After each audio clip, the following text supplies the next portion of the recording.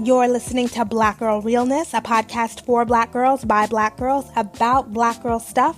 I'm Kimberly Foster. Today I'm talking to writer Jarune Uwujaren about Chimamanda Ngozi Adichie's latest comments about trans women. And I think what Chimamanda is struggling with is she thinks that somehow saying that trans women are women is conflating cisgender women's experiences with trans women's experiences. And I've never seen anybody do that. Jarune is a non-binary trans person, and their article about Chimamanda went viral over the weekend. No two women are going to have the same experiences with gender. The problem comes when she's insinuating that cis women are real women and trans women are something different.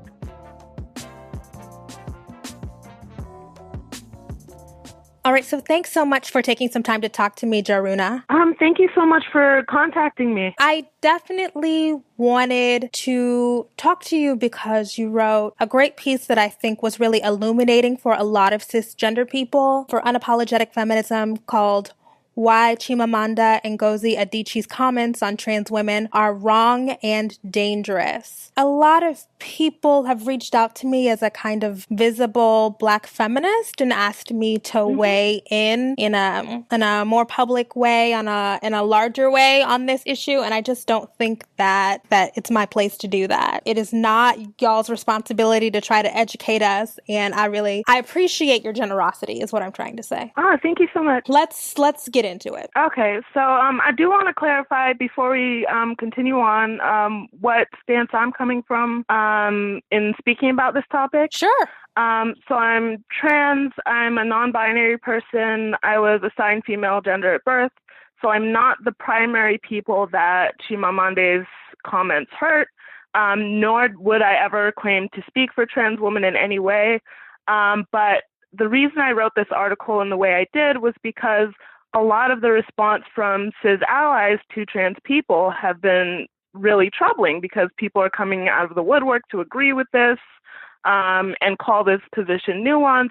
And so I really wanted to push back against that impulse to say, no, this is not a new or nuanced viewpoint, and we should be approaching this differently, and we should definitely not be allowing cisgender people to steer the conversation. Right. When Chimamanda said... So when people talk about, are trans women women, my feeling is trans women are trans women. I think the whole problem of gender in the world is about our experiences. It's not about how we wear our hair or whether we have a vagina or a penis. It's about the way the world treats us. And I think if you've lived in the world as a man, with the privileges that the world accords to men, and then sort of switch gender, it's difficult for me to accept that then we can equate your experience with the experience of a woman who has lived from the beginning in the world as a woman and who has not been accorded those privileges that men are.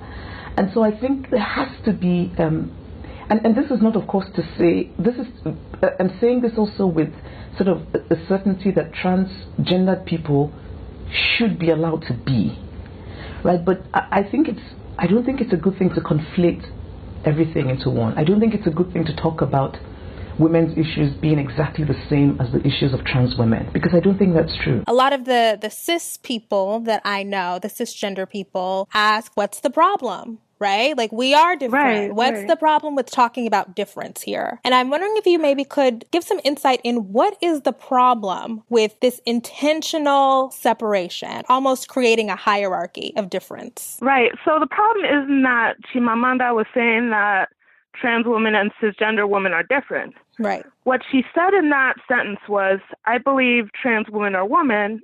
I'm sorry. She said, I believe trans women are trans women. But then she went on to say the word woman with no adjectives, when I think she meant cisgender woman. She says, I find it difficult to equate the experiences of transgender women with those of woman. No cis in front of it, no qualifier, nothing else other than woman. So that difference is saying that trans women cannot claim the title of womanhood without that adjective in front of it. And that's where the problem comes from. Another problem with what she said is that she went into the idea that because trans women were not assigned female at birth, that they have male privilege at the time that they are seen by society as men. I won't claim to speak for trans women on this because that's not an experience I can speak to, but I will direct people to look at what trans women are saying about this notion and the conversation they're having around that. There's a hashtag on Twitter called Male Privilege Diaries, and I would definitely encourage people to check that out and kind of see where trans women are troubling this narrative that because they are assigned male gender at birth, that means they have some kind of male privilege, which is not true for a lot of trans women, many of whom know from a very young age that they are girls and women. Same thing, Laverne Cox did a good thread on this on Twitter.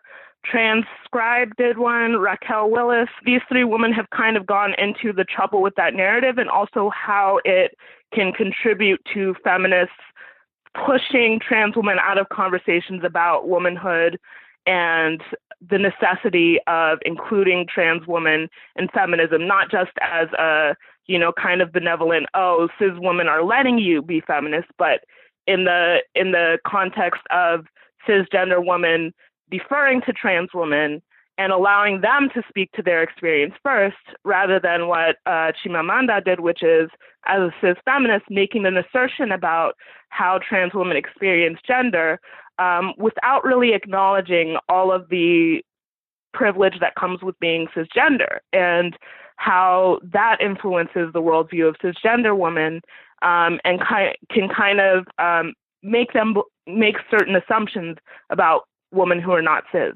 Right. There's a kind of universalizing that cisgender women do.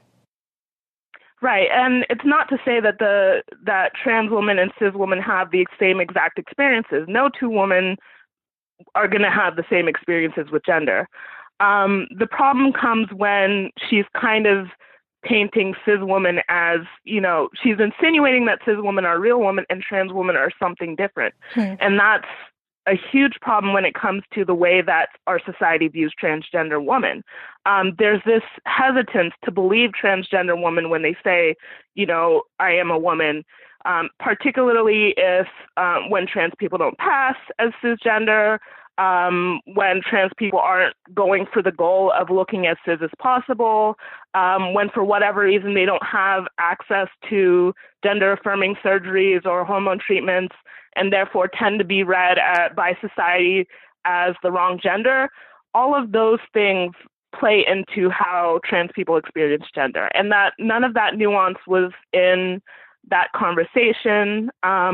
There was nothing that trans people tend to talk about themselves. There are trans scholars and activists and advocates speaking on this in a nuanced way, but people are acting as if Chimamanda is the first one to introduce nuance into this conversation because she kind of pressed trans women away from womanhood in a sense. Right. And that's kind of where some of the problem lies. Let's talk about the gender binary a little bit. You are a non-binary trans person. What does it mean to exist outside of the gender binary? In my experience, at least, it means that there's a disconnect between the gender that was assigned to me at birth and the gender that I identify with, and kind of not being able to identify with a certain gender. And I think that plays into, in the West, this kind of system of you don't really get a choice in the matter. You have to pick one or the other. There are a lot of societies where that wasn't the case, and they didn't have binary models of gender. And so a word not like non-binary might not mean the same thing in those cultures. But in the West, at least, it means that my experience of gender does not neatly fit into male or female in terms of how I identify myself. And I think some people's ideas of non-binary people are that, what you're saying is there's an essential kind of womanhood or manhood that you don't fit into, or, there's kind of that belief that non-binary people are somehow enforcing the binary through their existence. And I kind of challenge that to say that the fact that the binary itself is kind of a fallacy, the fact that there's no real biological basis to say that XX is always female and XY is always male.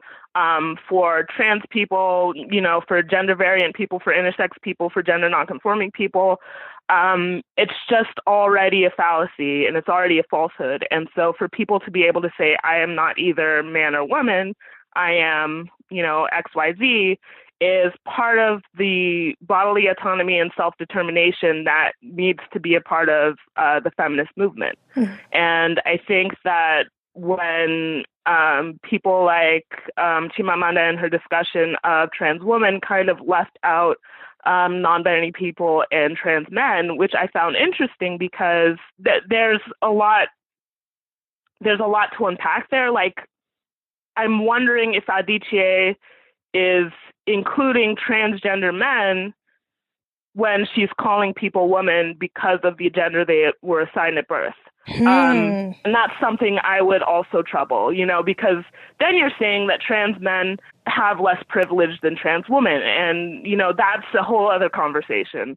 And like that idea that there's one way of being trans, or that there's one experience of being trans, or that you can easily say this person was socialized in such and such a way because of how society read them, does very little to look at how people internalize what's thrown at them. Like growing up as someone who was assigned female at birth, like Chimamanda says, when you're assigned female gender at birth, there's a certain amount of shaming, there's a certain amount of, shaming for periods, uteruses, all these other body parts that she's talking about. But being that I've never fully identified or taken on the label of woman for myself in a comfortable way, that socialization didn't necessarily glom onto me in the way it might have someone who was a cisgender woman and experiencing their body as aligned with what society told them they were. And I wonder if that's a similar experience for transgender women. Like I said, if you look at the hashtag male privilege diaries, there are a lot of women in there talking about their own experiences growing up as trans women who, were once trans girls, and their experience of girlhood as transgender people, and how that kind of doesn't gel with what cisgender men get to experience with male privilege, right? Because a cisgender man, even gender nonconforming cisgender men always have the assurance that they are men. They can always fall back on that. That's not something that can be said of transgender women. There's no, that is not a destination they're ever going to get to. It is a form of violence to be misgendered on a consistent basis. There's a lot of mental harm that goes into constantly being misgendered and read the wrong way by a society that says you cannot exist, because that's what society tells trans people. It says you cannot exist in so many words. And so there's a real violence done to trans women when they are read as male.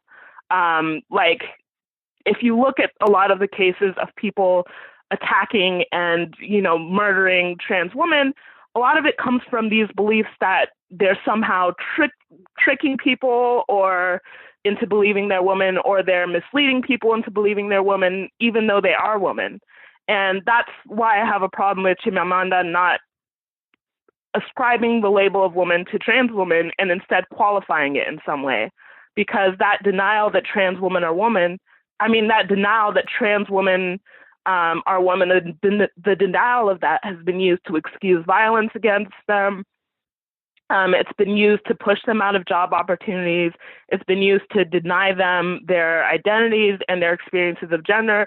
It's been used to silence them in a lot of respects, because as you see, Chimamanda deigned to talk about this without citing any trans woman or talking about any trans women who have spoken to the subject. She just went off on her own opinion, which shows that cisgender women still feel like they can be the authorities on womanhood, and that trans women are not included in defining that experience.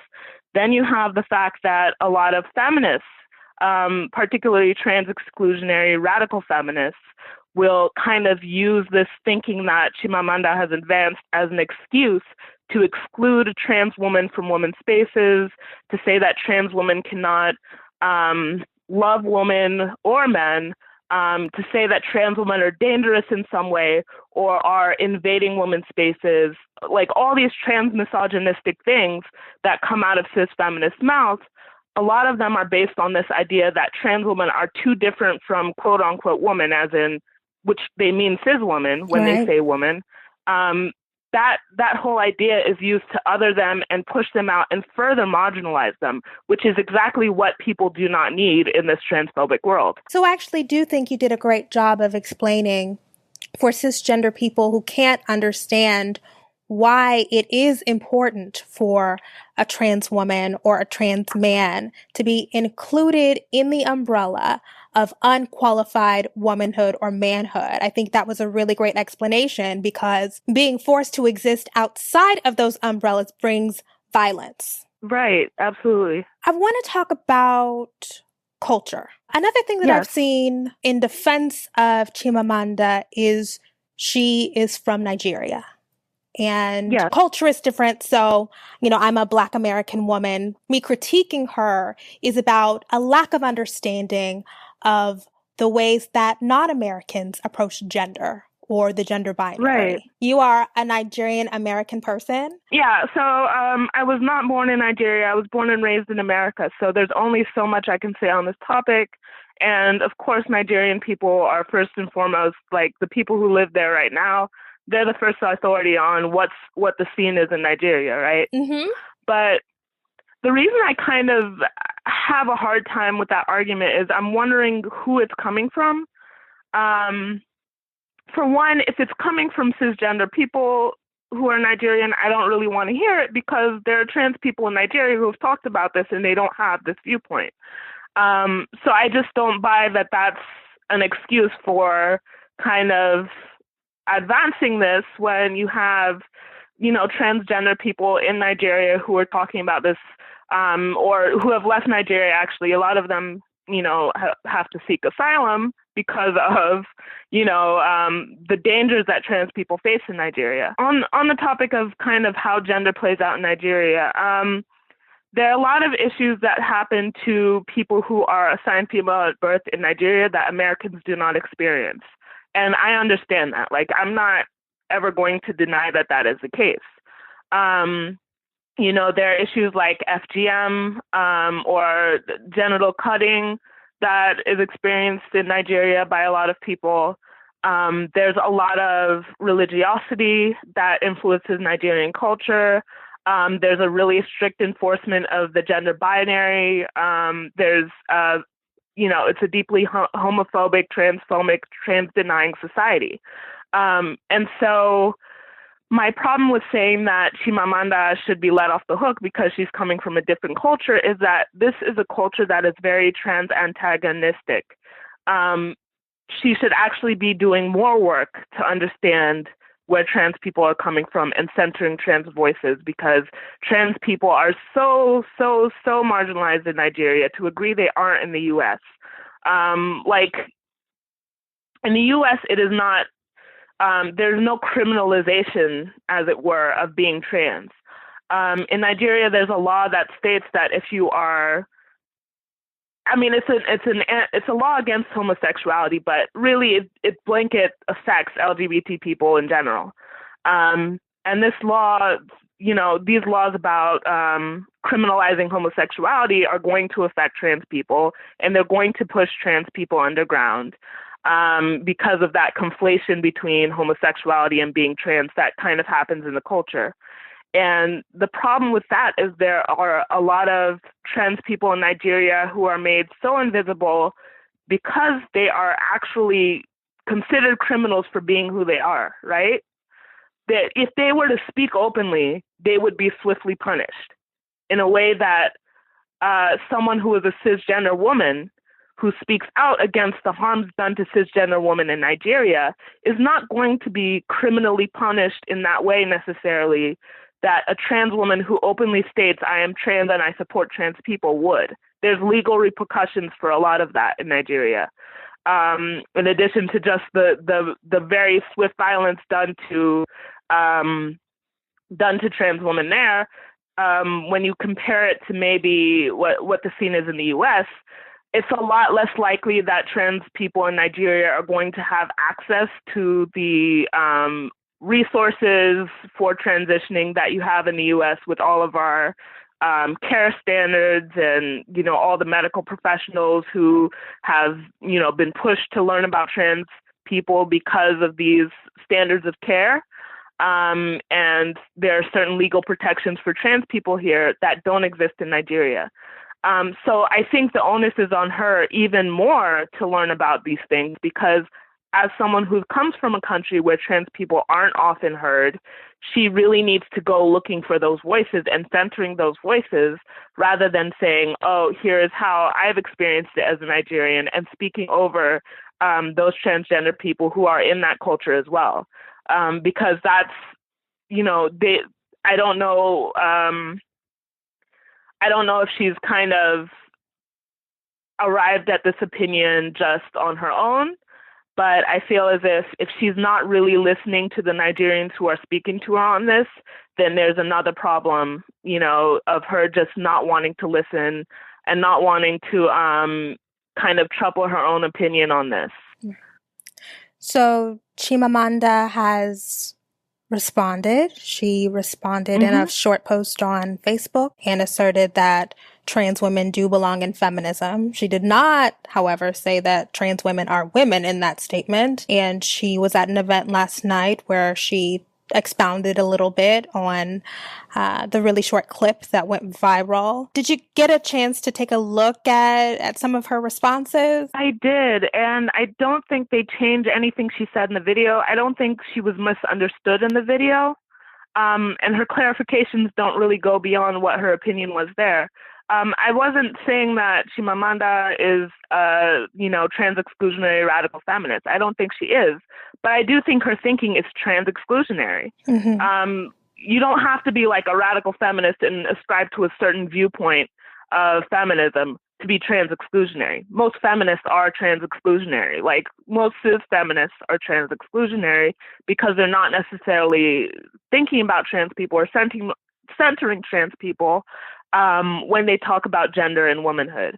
So when Chimamanda is in front of that audience and she's kind of saying, okay, I'm not going to talk about this after this, right? She's saying, okay, I'm done with this subject, right? Okay, I'm going to say this and I'm not going to talk about this anymore. Is that it's dishonest to me, and I just don't believe that we should insist on saying that the person who is born female and has experienced life as a woman has the same experiences as somebody who has transitioned as an adult.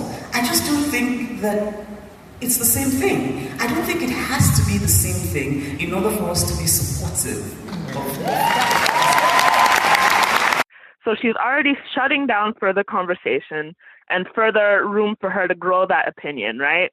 Then she's saying that she continues to kind of espouse a certain myth about trans people, which is that trans people live as one gender and then switch to another, which I think is an oversimplification of how trans people experience themselves, because it's, for a lot of people at least, it's a knowing that happens before one transitions, and they exist as women and they have girlhoods before society would necessarily say, oh, you pass well enough as a cisgender person that I'm going to let you be a woman now, which is kind of the rhetoric that Chimamanda is using, even though she might not be doing it intentionally. She's kind of parroting that cisnormative idea that it's being seen as a woman by other people that makes you enough of a woman that you can then be invited to the table of feminism and have kind of the way society oppresses you as a woman acknowledged. I feel like I just had a light bulb moment. It's very interesting, and I'm glad that we're having this conversation just for my own personal edification, because it has occurred to me that girlhood and womanhood are not just about what society imposes on you, right? It's not just about how you move through the world or how external perceptions of who you are. It is also about how you see yourself and experience yourself. And I don't know why that just clicked for me, but I really appreciate that understanding. Yeah. And I think what Chimamanda is struggling with is she thinks that somehow saying that trans women are women is conflating cisgender women's experiences with trans women's experiences. And I've never seen anybody do that. I don't think I've seen a trans woman saying, I know what it's like to be a cisgender woman. I don't think I've ever seen people who say trans women are women saying now trans and cis women are exactly the same and they have the same experiences, right? So when Chimamanda is saying, oh, I just want to acknowledge the differences and I want to make it clear that we are different, the problem with the way she is talking about those differences is she's saying that trans women are privileged as men before they transition to womanhood, which is not the way that difference tends to work for trans women. It does not work in their favor. And I think that she is having a hard time seeing that as a cisgender woman. She does have a certain amount of privilege that transgender women don't. And that privilege is that her experience of gender is always believed in terms of her saying, I am a woman. Right. I wouldn't sit here and say that Chimamanda is privileged for being a woman. She's not. Misogyny is a thing. Right. But she is privileged for having been assigned at birth the gender that she also identifies with and performs and conforms to and, you know, kind of falls in alignment with, right? And you know, in Nigerian culture especially, if you're a child and they've told you you're a boy, and you start saying, no, I'm a woman and I'm a girl, and you know, I want to perform girlhood and I want to have a girlhood, that punishment is swift, okay? Like that, Nigerian men don't really play that in a lot of respects. And there's a punishment for that is trans misogyny and is a very specific sort of misogyny that only trans women experience that cis women do not know about. Like, if you want to talk that kind of difference, that's great. That's nuance. That's talking about the differences between cis and trans experiences of gender. But if you're sitting there and you're saying that, no, you were privileged as a man, and therefore you have to stand back before you can talk about feminism, and I don't want to be conflated with your issues, and I'm a woman, but you're a trans woman, that's more othering and more marginalizing, right? That's saying that you don't get to speak for yourself on this. You know, I'm going to tell you where you fit in feminism. And that's what she's kind of doing with her language here. And she has a certain amount of power when she does that because, you know, this audience is cheering for her and they're clapping for her because they're like, yes, she's including trans women. And, you know, they kind of get to clap for this woman. But she's a cisgender woman making a very blanket statement about trans people's experiences, which I don't think is fair because, you know, you have trans people who are also doing the work. You have Black trans people doing the work. You have Nigerian trans people doing the work. And you're sitting up there saying, like, you're sitting up there acting as if you don't really have to listen to those people.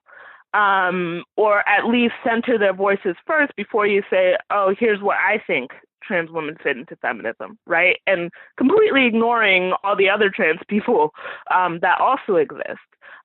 So, you know, I'm worried she might be conflating, like I said, trans men with women, which is something a lot of trans exclusionary feminists do. That's just its own can of worms, if you will, in terms of its kind of lack of nuance. Right. So I don't think that her attempts at kind of clarifying what she said or trying to shut down this conversation are adequate, especially since she hasn't really responded to the criticism. She simply restated her position and she's tried to be a little more careful with her words. Right. Which is, you know, it's not an apology. She never says trans women are women point blank period, which is the actual issue is what she's saying, not that she's saying, oh, they're different from cis women. Okay, we know, but are you saying they're not women at all? Right. Which feels like what she's saying. She also never kind of said, maybe I shouldn't be the one to, you know, just boldly go out here with my opinion on this, you know, because a lot of the backlash is not, you know, coming from cis people is coming from trans people. Right. So like they should be the ones to get listened to in that situation, right? But she's not really doing that listening. And so when I wrote that article, it was less about Chimamanda Ngozi Adichie, revising her opinion. I hope she listens, and like, honestly, she's been on point on a lot of other things, and I've generally trusted her to kind of see the problem with speaking for other people's experiences, right? Like there was a racist on, this white man was trying to talk to her about racism, and she shut him down. She was like, no, you don't get to define racism as a white person because you do not have that experience of racism, and you do not have the ability to say that you have experienced racism as a white person, right? Because there's power there as a white man that Black people and other people of color don't have, right?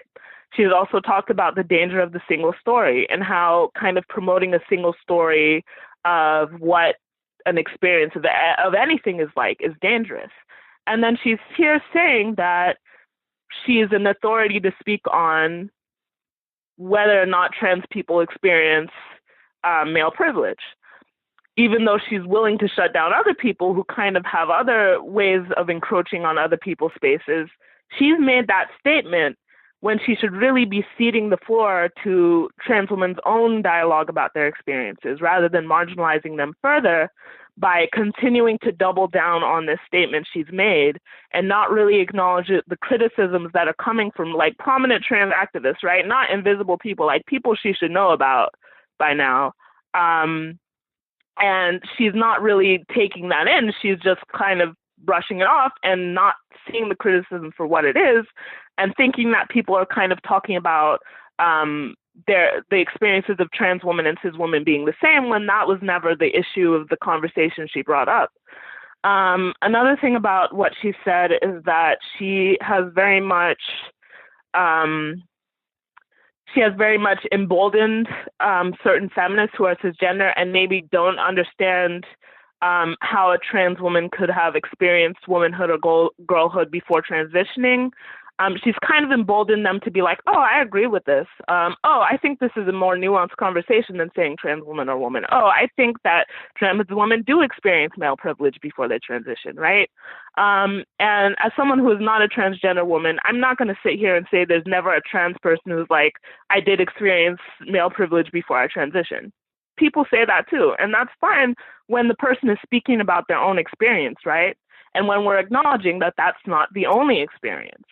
But when we're saying there's one experience of what it is to be a trans woman, and they all experience this, and this is exactly how it works for all of them, and you're a cisgender person, I don't really think that that's appropriate in the way it is for trans people to kind of dialogue about their own relationships to gender and how they move through the world and privilege. I think, too, she's assigning a lot of power to outside observers in determining your gender. Like I will say as a non-binary person, for non-binary people, there's no such thing as passing as a gender, right? You can't pass as a non-binary gender in our world because our world does not acknowledge that they exist, right? Same for like other trans people a lot of the times. A lot of trans people, for them, passing is not an option. Passing is the gender that they are and not the gender they were assigned at birth is not something they can really do because they don't have access to certain resources, right? Mm-hmm. And so I don't think it's fair to say that all those people are like in gender limbo and experiencing the exact oppression and the exact privilege of like cisgender men and women. Because the way that transphobia works in our society is that it says trans people don't really exist at all. It says that trans people are not really who they say they are at all. It says that trans people should be put into very clear boxes depending on what they look like and whether they meet certain cisgender expectations of like how the gender binary works. And this is all leaving aside those who, you know, are cisgender, but just don't conform to the gender they were assigned at birth or don't look like their gender assigned at birth. And so people misread them. And I don't want to like conflate that into what she was saying at all, because that kind of brings cis people to the front of the conversation again. But like, I'm going to trouble that idea that how people see you determines exactly what privileges society hands you. Because society has, like, you know, if there's a male privilege buffet, they're going to slap some people's hands away, right? If you maybe appear male to people in some situations, but you are a woman, you identify yourself as a woman, you dress as a woman, you are a woman, you have a woman's name because you've chosen a woman's name, you've done all these things to socially transition into womanhood. Doesn't matter like what your voice sounds like, what your hair looks like, anything, they're gonna still slap your hand away from the buffet. Because that's what happens in our society. Like, that buffet is not set up for everyone who has M on their birth certificate, right? That's not actually how that works. And so I think that we as a society need to kind of rethink how we talk about privilege when it comes to gender. Because so much of it, we're speaking of gender as what society automatically congratulates you for having, say, a penis, or castigates you for having a uterus, et cetera, right? And that kind of gender-based violence is really gender essentialist, and it's focused on biology and what parts you have, when the fact is there is no single story of what parts a cisgender woman has, or a transgender woman, or a cis man, or a trans man. Like, that's not really a good way to look at it if we're really being inclusive of trans people. Right. And I think that we kind of have to expand the way we talk about this, because of course you're going to have times where, as someone who looks cis to the world, right? In my case, I don't really worry about going to the bathroom in the way, say, someone who is visibly trans might. And like tomorrow, like if I start tea in 2 months, like that's gonna change, right? Because I'm gonna look different, and I'm gonna sound different, and transition will affect the way I'm seen by the world. But at no point in any of, like, T is in testosterone. Yeah, as in testosterone. Sorry, but like all of that is assuming that I transition, which not every trans person does, but like I'm going to transition. So when I transition, things are going to change in terms of how people treat me, relate to me, et cetera, et cetera. I may have more access to male privilege, what have you. But my gender identity has never changed at any of those times, right? I've always had a certain expectation of, if I'm going to continue living, this is what I'm going to look like. And it was never, I'm going to be a woman, right? And that kind of projection forward, that who do you see yourself as? What do you see your life as? What will you accept in your life before you move forward? Is an entirely different conversation between whether or not I get called ma'am at the grocery store, right? So that, like, there's a lot of nuances there that go beyond just people look at you and they see this and so they treat you like this, right? That is part of it, and it is a very important part of it, but it is not the whole story. And Chimamanda is kind of painting it as if it is the entire story of gender, is how people see you and how people respond to you, even though our society has very limited imagination when it comes to gender, and a very limited idea of what genders exist and whose gender is valid. To wrap up this conversation, I wanted to talk to you about cisgender questions. So another thing that has cropped up lots of times in these conversations is cisgender people who don't know anything about the trans experience feeling like there is no space to ask questions or to learn more without being insensitive or offensive. And so I just wanted to ask you, from your personal experiences, how do you prefer when, people have questions? How do you prefer people approach you?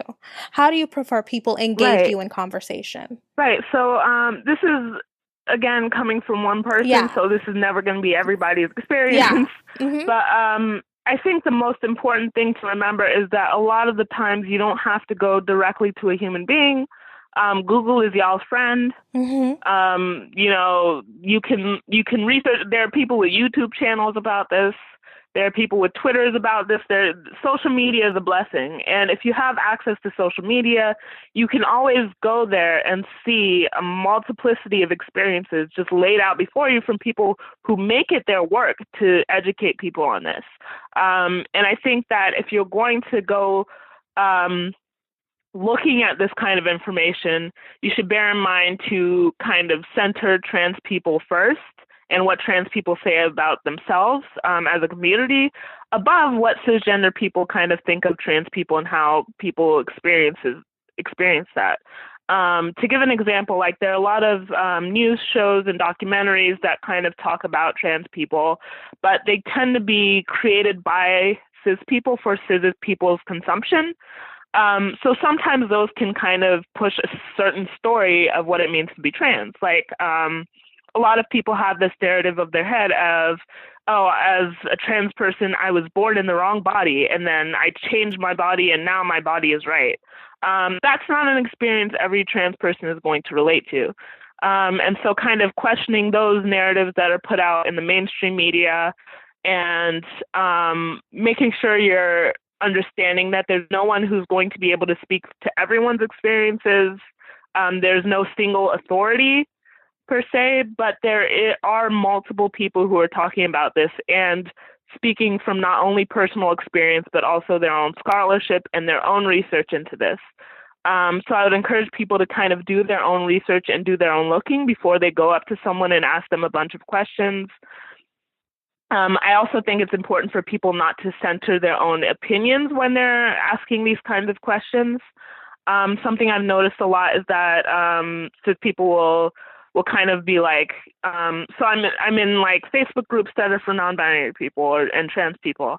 And every now and again, a cis person will come in there and more or less ask the question, are you guys real? I don't think you're real, but like, can you explain yourselves to me? And the problem with that kind of line of questioning is that you've already said we're not real, and then you've asked us to explain ourselves and justify to you why we're valid. And like that's, you know, if you don't think we're valid, just like leave. You don't have to like come in our space and ask all these questions, you know. And I think that kind of entitlement to poke nosing and kind of being like, oh, you're just this kind of a theoretical subject of debate to me. Those things are not so good. So my last word of advice is to not go into a space that is meant for trans people as a cis person for the sake of educating yourself. Like I said, there are a wealth of resources if you just want to learn about trans people from trans people. There are trans people who put this out there for your education on purpose. And they're great, and I appreciate those people in the community. But there are also spaces that trans people just want for themselves, and they'll oftentimes make it clear that this is a space for them and not for cis allies.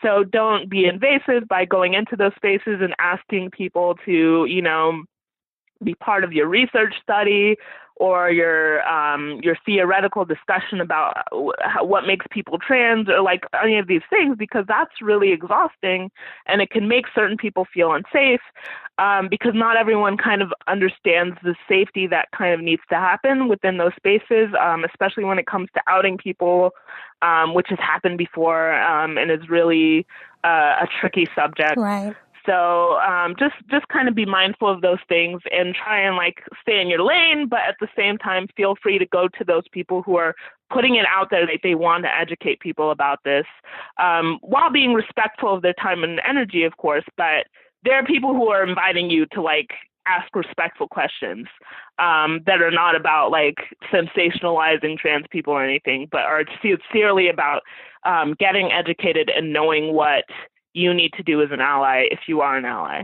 And I think that starts with doing your own research first before you go asking questions, and also being mindful of the fact that like you're not going to get a cookie for it. You're not going to like suddenly understand, and you don't have to understand, and that's okay. Like I don't understand cis people, and that's fine. We can still like work it out. You know, just like, you know, we don't all have to understand each other. That's not necessarily the goal, but we do have to listen to and respect each other. And I think another thing that you have to be mindful of is that you can't necessarily ask every single trans person, like, oh, how do I be an ally to you? Or you can't necessarily go up to trans people and be like, oh, it's so sad how you are getting murdered. Don't you feel scared? Or like stuff like that. Like, that's not appropriate. Don't do that. But other than that, like, you're free to do your own research, Google, ask questions. There are wikis there about gender. There are people doing the work out there who really do want to educate people and welcome questioning. So if it's being welcomed, go for it. But if it's clear that this is just a person existing in the world, you don't necessarily want to go and exhaust their energy by asking them a bunch of questions. Well, Jarune, thank you so much for taking some time to talk to me. Oh, thank you so much for giving me a call. I really love For Harriet and your work, so I do hope this reaches a good audience in the Black feminist community, because it's really important that we hold each other accountable. And I'm hoping Chimamanda kind of hears the conversation a bit and maybe opens up again. That was Black Girl Realness. I hope you learned something. If you have questions or concerns, feel free to send me an email at kimberly@forharriet.com. And if you enjoyed the show and like to see us do more, feel free to donate. That's it. Thanks, guys.